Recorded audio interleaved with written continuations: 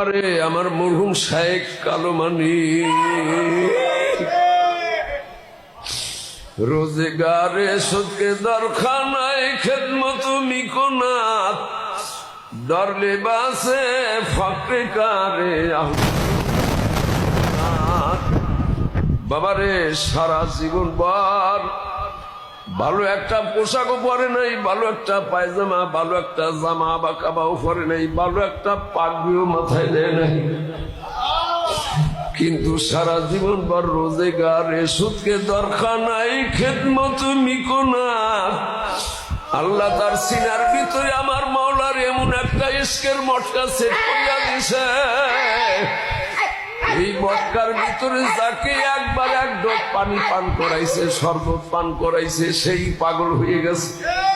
কি বল?